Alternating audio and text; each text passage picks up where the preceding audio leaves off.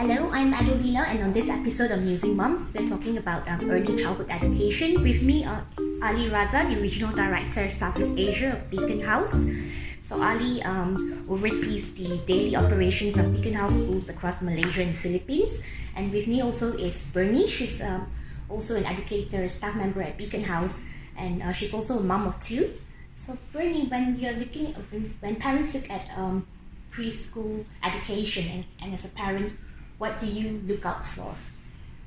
Basically, when parents do approach us, or even as a mum, these days we are looking at a very holistic kind of education, just not the academics. What we would want to see our child develop in other areas. There are a lot of other skills that even as a toddler or in early childhood, you're talking about social skills, emotional skills. All these skills will come in as they enter school, and it's an area where you actually get to experience and work with other kids as well. Yeah. Okay, and Mr. Ali, do you see this happening across the region as well, not just in Malaysia? Well, I think it's a very interesting question because clearly, I think if I was to look at this question, I'd rather look at it from a slightly different perspective. That what is the challenge for the educators? More than the parents, I think the challenge really lies with us. Because we are living in times when we are not only educating the kids, at times we have to educate the parents also. So one of the biggest challenges which I feel we face is that we have to anticipate the world for this child who's joining us in the early years, who has to be, and we have to equip that child with all the right skill sets, which the world is going to encounter maybe in another 14, 16 years. So really the challenge is what kind of a world do we anticipate then? I mean, we understand now that things are moving very fast, things are changing at a very rapid pace. So the challenge really is that we need to anticipate that world. So, I mean, I don't think that the way we were taught as kids or the kind of academic practices we went through, where some of us actually went through a very regimented approach. Now kids learn very differently, and so the challenge really is that we need to anticipate the kind of world, what kind of skill set would that world require. So now the challenge is how do we prepare those kids from the very early age. So the dilemma really is that when we are trying to kind of bring in a lot of innovation in our academic approach, sometimes the resistance comes from the parents, because obviously they are the ones who feel that because they feel that they are not aware of this approach. So like I said, for us, for people like Bernie, the challenge is that it's not just educating the students, it's educating the parents also. Okay. And then of course we operate in these three countries. So Southeast Asia is Thailand, Philippines and Malaysia. And we all know that Asians have a certain mindset when it comes to academics. We are more grade-centric rather than that's right, yeah, than everything else. So it's got a lot to do with it. So I think that's really how it is. Okay. Yes, it is very similar. So you mentioned there are certain skill sets that students need these days in order to be ready for the world in the future. So what are the skill sets that parents should know about? Well, actually, you see, now the academic approach is changing. So what we are trying to inculcate are these 21st century skills. So we've got this learner's profile where we feel that in addition to just the academics, we need to prepare these kids to become critical thinkers. I think that's really the thing of the future, because I don't think with all these the access to information becoming so convenient now. It is not about rote learning, or it's not about remembering those formulas. It's about actually application. So I think that's really the critical thinking is how do we inculcate critical thinking, or I think that's really the approach which would be very essential for the 21st century kids. So that's so we've got different values which we inculcate in our students. we call it the learner's profile. So it has to have empathy, it has to have a global approach towards things. So I mean, there are a lot of these things which are essentially a part of our, which are integrated in our curriculum, the way we teach, the way our academic practices are. We try that we, one way or the other, inculcate these values in our kids so that they become, they're equipped for the 21st century skills. Okay. And Bernie, as a parent, do you have any challenges getting parents to inculcate this skills in the way they teach their kids at home as well, not just in school? Right. We do normally share what we do in the school, and parents these days. I think parents are very more fluent these days, and they are keep in touch on the trends and things like that that's happening around them.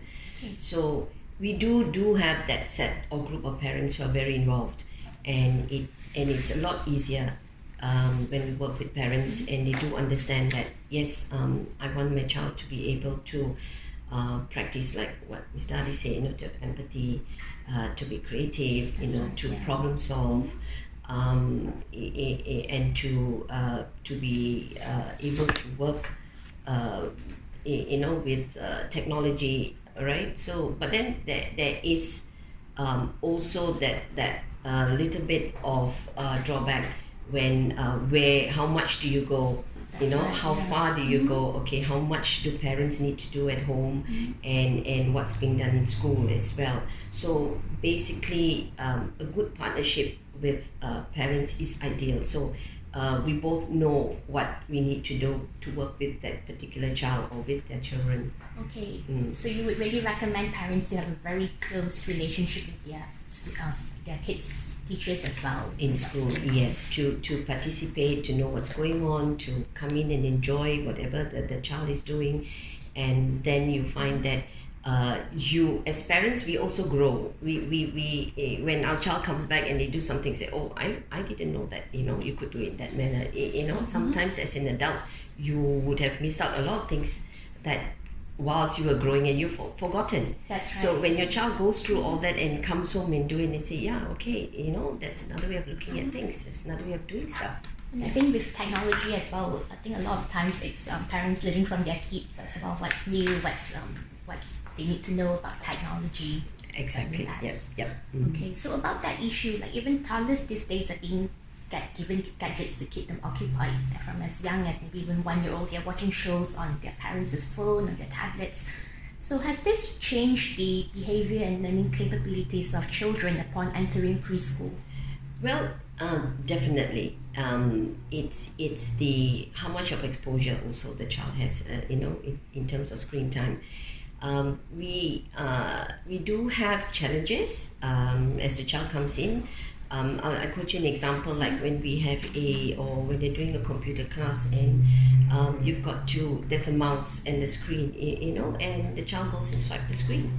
They don't know how to handle the mouse, so that the eye and hand coordination skills. Oh, all right. So that's the other aspect. And then you have, when they come in, learning how to hold a pencil, pencil grip, with gadgets, you find that everything is just with a swipe, and it's not something that's in front of you that you actually see, hold, and experience.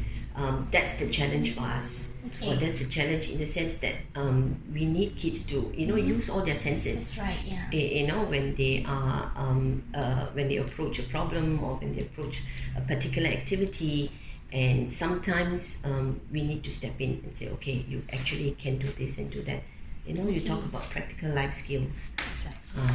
Yeah. Okay. So would you say then that this is also why it's important for kids to go to preschool, even though there are educational apps and shows that they can learn educational information from? Yes, it's important because social skills will only come in when you're in school. And that's where you start learning in preschool. You learn how to give and take, you learn how to problem solve, you learn how to take turns, and you can't do that with a screen in front of you. You need people to cause some a commotion or something, and then you learn. But that doesn't happen on the screen, you see, and it's just between you and the screen. Whereas in school, you actually have other kids, you actually have the teacher around with you, and that's where you pick up little skills that you will not pick up when you're working with a computer or a tab. Just adding to what I think Bernie is saying, we can never take the teacher out of the equation, by the way. So no matter how, what kind of academic practices we start developing or following, you can never replace a teacher. So the concept really now is of blended learning, where a teacher would be there. Technology is used as a resource. So technology cannot be the end all. Cannot replace It can't replace the teacher. And I think the most important thing is what Bernie was saying is the human factor, which obviously a machine or a screen would not be able to provide. So, and kids, I think at that age, it is very important for them to see that affection, to get connected to something, So I think, so no matter what we do, so we keep debating about, replacement of teachers, and there's all these new philosophies or the evolving ideas. But I think predominantly, most of the educators would back me on this, that you cannot take the teacher out of that equation. Okay. So also because there are social cues that children cannot pick up from even an AI, we've not evolved to that stage where they can learn social cues from that yet. So I've also heard many parents say that nowadays when they consider a school, maybe not so much in preschool, but when they're older, they don't just consider like the school's academic syllabus or track record, but they also want to find out like how are the students in the school, would their kids fit in the school, what values will they be learning, and also are there enriching activities for their kids to engage in. So actually I'm very curious, do you see this happening even like way before kids enter primary school, like in preschool?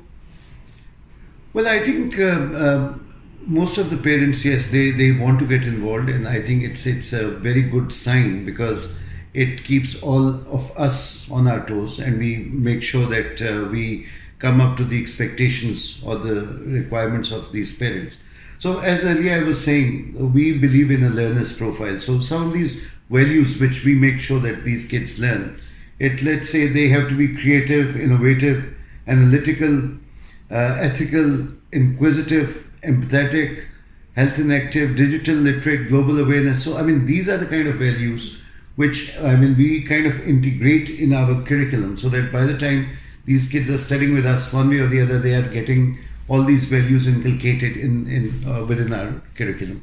So clearly, I think that's important. But then again, one of the challenge we face is that we still have a certain percentage of parents who still feel that sports is a waste of time. I've been getting emails from certain parents who feel that we take these kids. The kids' focus is not on 100% academics, so they are kind of shifting towards sports. Okay. So then we have to actually sit, like I said, we have to educate them at times, and we have to sit with them, and we have to tell them now how important these other aspects are. Okay. Because if it's not just about the grade, it's much more about the holistic personality which we work on when these kids are studying with us. Yes, some of them are very well aware. They want to understand what the co-curricular program we are offering, because they clearly understand that that's the kind of requirement for these kids to go through for the future. But then there are some who are still very fixated on grades, and they would insist that the kids should not be wasting time in sports and this and that and the other. So then we have to sit them down and educate them. That's Generally, do you see a trend moving towards more engaged and aware parents? Well, that's a very good question. I think, I would say that the younger generation, which has their kids in their early years or the primary level, yes, I see that these parents are demanding.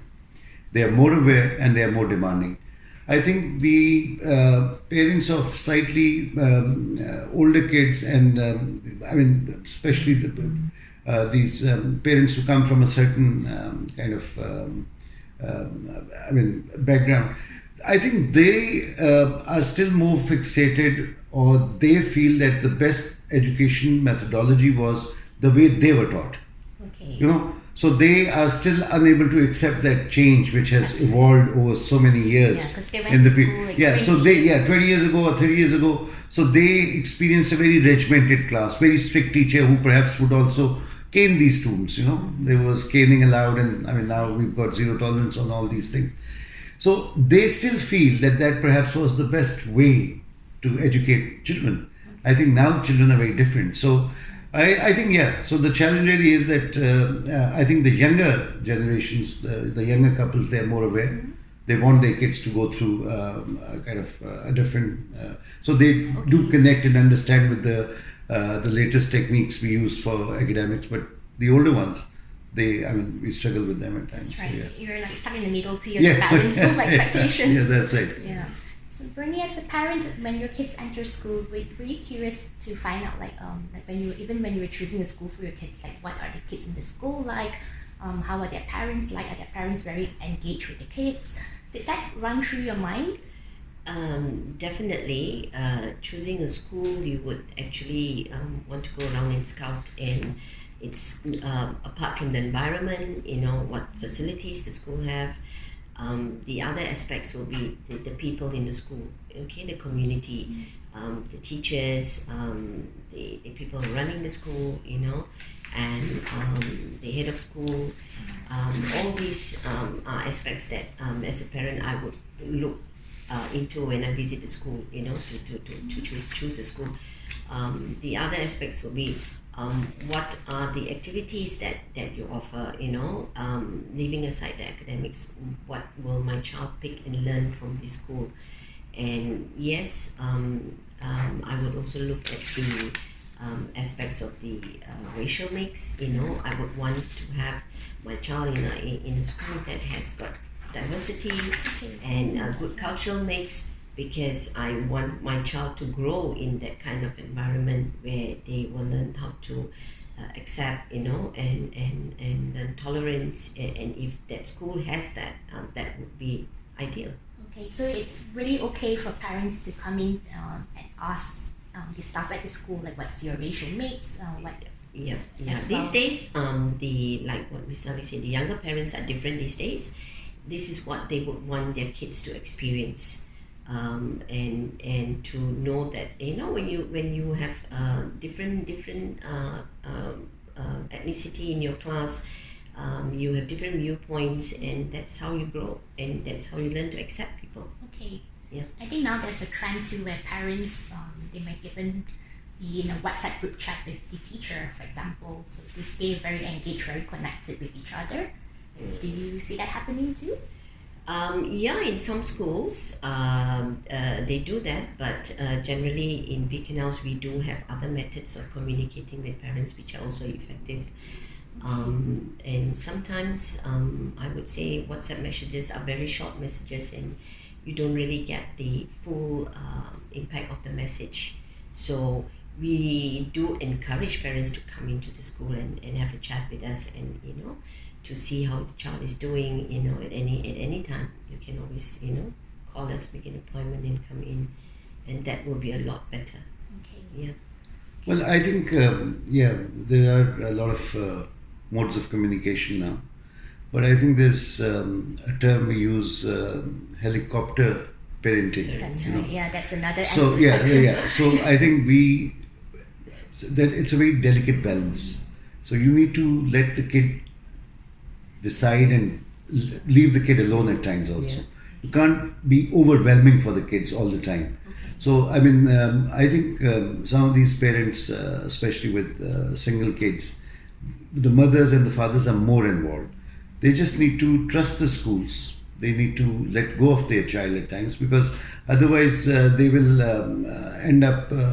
Eventually they will see that the child will lack the basic self-confidence, because if we don't let these kids grow at their own pace and let them function at their own pace, if we put these kids in an overprotective environment, sometimes it's not very beneficial for their growth.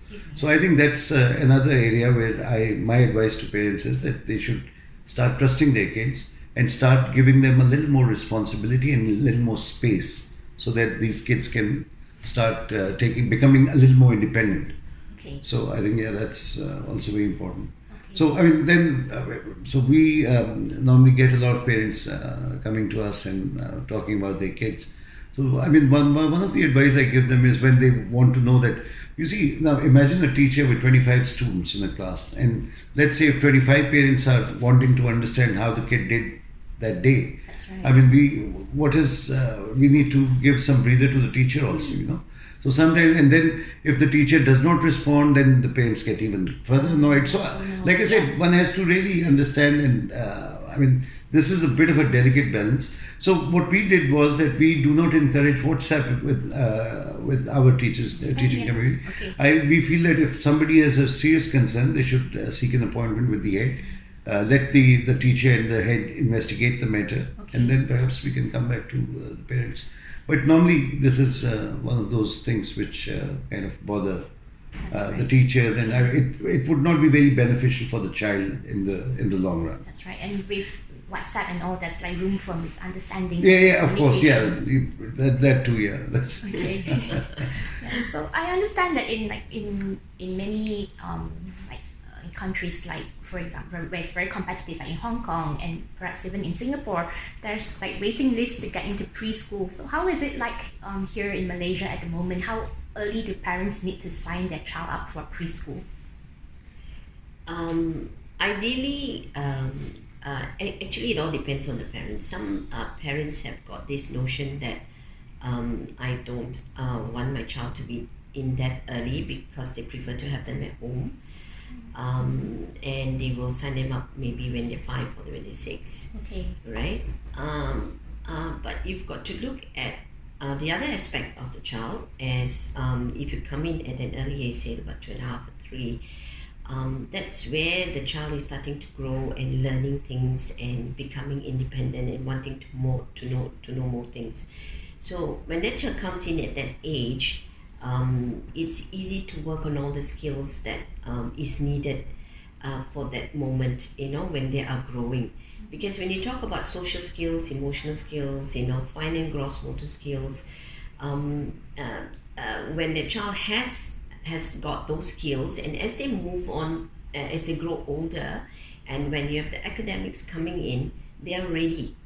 You see, so they don't struggle with these skills, and they don't struggle with the academic skills that they need. Right, so it doesn't overlap in that way. Yes, so you find that they are ready when the actual learning takes place. So when a child goes to kindergarten and goes to preschool, and when they go to actual formal schooling, say in primary, and they've got all these skills, that's when they go to primary school, that's when the academics starts flowing in already. They start learning everything, and they start moving in at exams and tests and stuff like that. So they don't struggle with all these skills. Okay. They are ready. So if they are still learning to learn how to be sociable and things like that, so when they go to primary school, they are still coping with those skills. And then when the academics come in, they are struggling. Okay. But these skills are something which are not so obvious, but the child does struggle. Right, so subconsciously, So that's how you get students who are left behind, who can't keep up with their studies and with because social you need to understand. So ideally, if the child comes into kindergarten and preschool and they work with all these skills and they move on from say 3, 4, 5 and 6, they leave kindergarten and they go to primary, they will be ideally ready. Okay. Yeah. And is there a waiting list to enter preschool? For example, like once a child is 1 year old, you need to sign them up for preschool that they will only enter when they're 3 years old, for example. Do you have that? Yes, we do have that as well. And nowadays, we have parents who the child is 6 months and they start shopping. Sure, yeah. 6 months, and they tell you very frankly, my child is only 6 months, but I want to know what's happening, and so I prepare myself. Okay. So they like what we started say, the younger parents are all very gung-ho and wanting to to get ready for preschool. Okay. And that is not necessarily a bad thing, it could be a good thing. Yes, yeah. Okay. Alright. Okay. So are there any emerging trends in early education that you would like to add on, that you think that Malaysians should be aware about, or that you would like to see more of in Malaysia? Well, actually, I mean, there are different philosophies. So we've got a Montessori philosophy. So I mean, a lot of these earlier schools follow Montessori philosophy.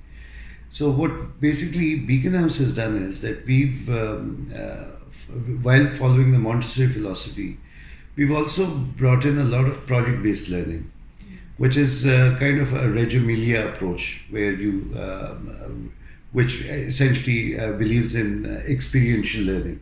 So you experience doing things, and while doing those things, you learn. Okay. So we've brought in a lot of project-based learning into our equation.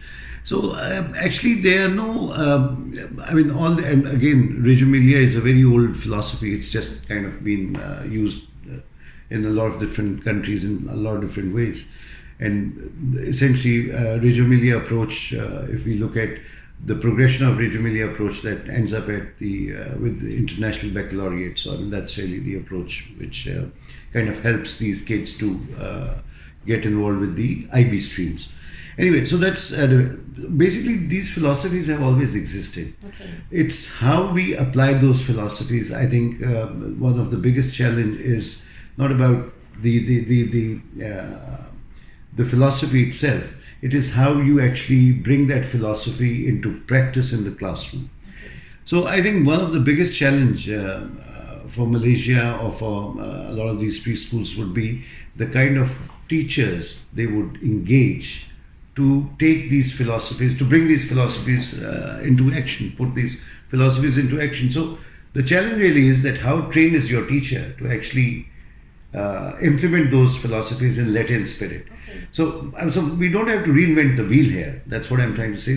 What I'm trying to say here is that yes, one of the challenge really is finding the right faculty, who can actually deliver on these philosophies. Then of course, so because we operate about 9 preschools in the Klang Valley, so we have a very extensive teacher training program in place, because we understand that majority of these teachers may not be very well aware of how to actually implement these philosophies. So we make sure that we train them according to what the curriculum dictates. Okay. So And that's teacher training these days will also involve training with technology, because of course. So basically, I mean, okay. So for us, technology is an aid. So it can be computers. It could be any technology we use to. So we call it technology integration into learning. So basically, it's not technology which is primarily important. Technology is just a source, an aid we use to educate these kids. So let's say if for better conceptual clarity. So for example, back in the day, you remember when there would be a blackboard or a whiteboard and people would start drawing things, and that would be just two-dimensional and this, that and the other. Now you've got a lot of these. Let's say if I'm teaching somebody biology or physics and I'm trying to educate them on a particular concept. So now the advantage is that, so technology is just integrated into the curriculum. But it's not like the end all be all. I mean, we would just let's say have one of these concepts in a proper let's say there's some animation available. So I mean, it adds to the learning of these kids. Okay. So I mean, that's really how we use technology normally in the classroom. Okay. All right. Thank you, Mr. Ali. Thank you, Bernie. Thank you so much for Thank you. yeah. And thank you for talking to us. listening. Yeah.